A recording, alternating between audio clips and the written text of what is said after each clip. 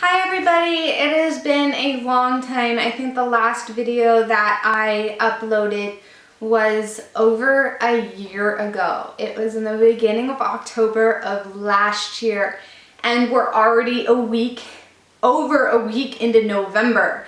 A lot has happened since then, but I really don't want to go into that in this video. If you have any questions, comment below and I'll answer them in an update video about my life and everything that's happened in the last year, because it's been a long year, that's for sure. But this video, and the reason that I'm getting back into videos is because I have been inspired to share my daughter's story with a health issue she has been fighting. It's not bad, it's not too bad, but it's not very common, and I just wanted to get out and share her story with people. As you guys know, she's a preemie. She was born 10 weeks early at 2 pounds 12 ounces. She did an 8-week long NICU stay, but since then she has been wonderful. I will do an update on her later, but I really want to focus this video on her diagnosis of C. diff. C. diff or C. difficile or Clostridium difficile, I'm not sure how you pronounce it, is a bacteria in the intestines, and everybody has it, but the problem that she has is she has an overgrowth of this bacteria, and that causes a lot of problems. When the bacteria overgrows, it releases toxins which attack the lining of the intestines and can even cause holes in the intestinal walls, which can be fatal if not treated immediately. Some of the symptoms of C. diff are watery diarrhea, which can contain pus or mucus.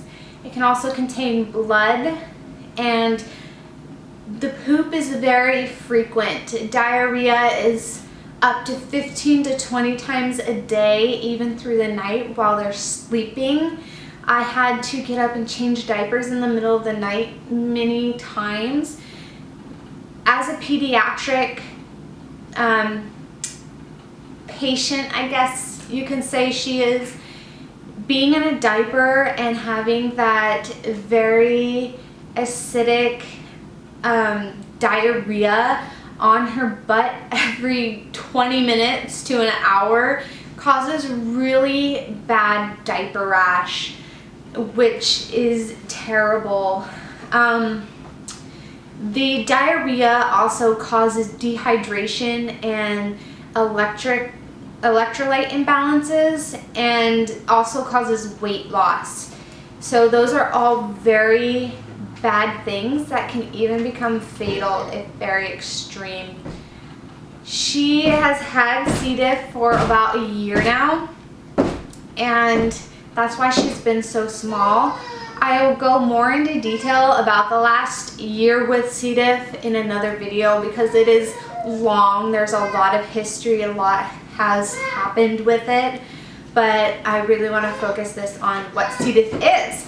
So some other symptoms are fever, loss of appetite, and abdominal cramping, which can be really bad.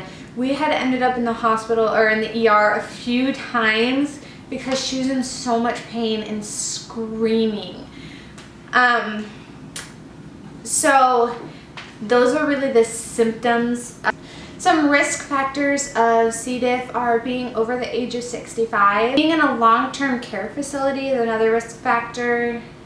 Being on a broad spectrum antibiotic is a risk factor, or being on several antibiotics can cause you to get C. diff, as they can kill off the good bacteria in your intestines.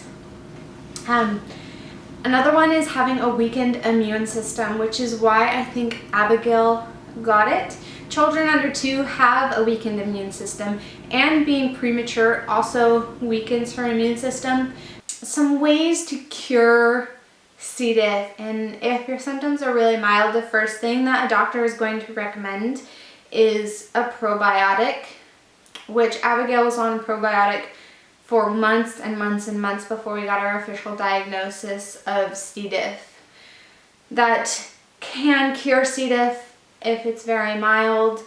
The next step is to take antibiotics. Not any antibiotics, you have to take certain antibiotics. The first antibiotic we tried was Flagyl, and the second we tried was vancomycin, or Vanco for short. Neither of those worked, and I'll go into more detail on that in another video. Then older patients can take another antibiotic. I think it's pronounced Difficid. I'm not sure what the long version of that is, and I think there's a couple others, but the only 2 that are offered to pediatrics are the 2 that we took. And so if that doesn't cure the C. diff, or if you have recurrent C. diff, like Abigail does, we haven't been able to cure it, the next option is an FMT, which stands for fecal matter transplant. It's just as gross as it sounds. It's not super common yet. It's a newer technique, and you might have seen an article floating around the internet. I've seen it on my Facebook too many times to count, titled Frozen Poop Pills. And that's not what they're going to do for Abigail, if that's what we're going to do next. But what they do is they take fecal matter or poop from someone who has a healthy intestinal tract, who has good bacteria, and they reintroduce that good bacteria into the C. diff patient. And that good bacteria helps keep the C. diff from overgrowing.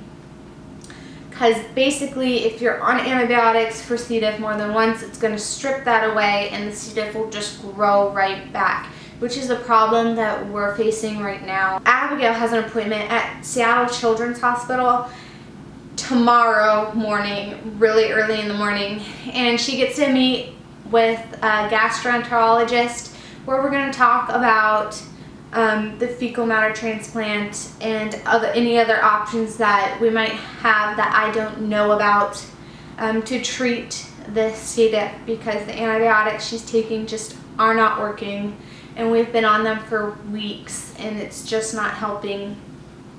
I'm really excited to go see a GI and get some answers, so I will probably make another video after her appointment updating on how that went and where we're going with that. And I also want to do a video very soon explaining the story of her C. diff and the journey that she has had over the last 11 months with C. diff. If you guys have any questions, ask them below. I'm going to start doing more videos now that I'm feeling up to it again.